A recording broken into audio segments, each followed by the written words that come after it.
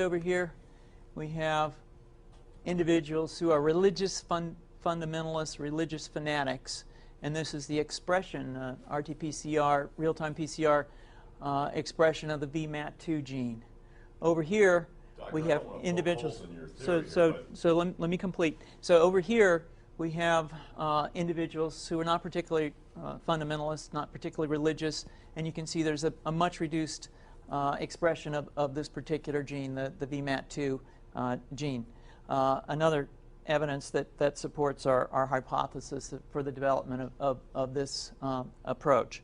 What you see here is by spreading this virus, we're going to eliminate individuals from donning on a bomb vest and going into a market and blowing up the market. So our hypothesis is that these are fanatical people, that they have overexpression of the VMAT2 gene, and that by vaccinating them against this, we'll eliminate this behavior.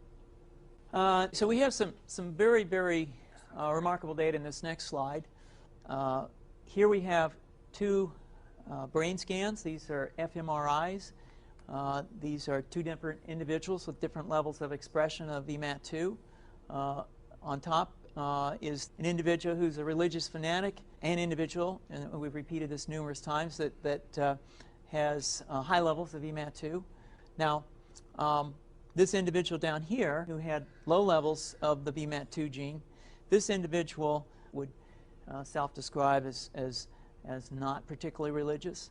In each case, these individuals were read a religious text. This individual lit up the right middle frontal gyrus, shown here, and that's a part of the brain that's associated with theory of mind. It's a part of the brain that has to do with intents and beliefs and desires.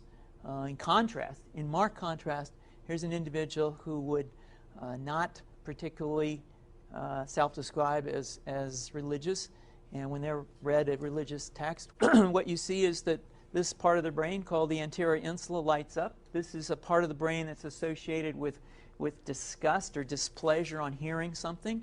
So you're suggesting I take a CT scan with me when I'm evaluating people to determine whether I put a bullet in their head?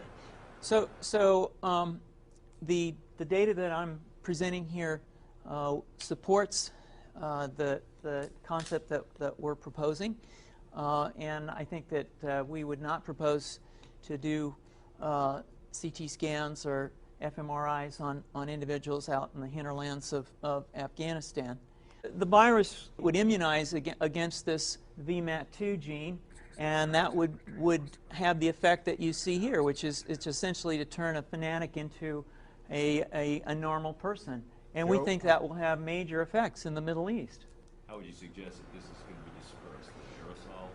Well, so the present plan and the tests that we've done so far have used respiratory viruses, such as flu or rhinoviruses, and we believe that that's a satisfactory way to get the exposure of the largest part of the population. Most of us, of course, have been exposed to both of those viruses, and we're quite confident that this will be a very successful approach.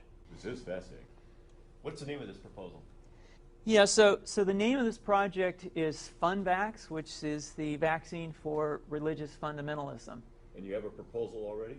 The proposal has just been submitted, and I think that the data that I have shown you today would support the development of this project, and we think it has great promise.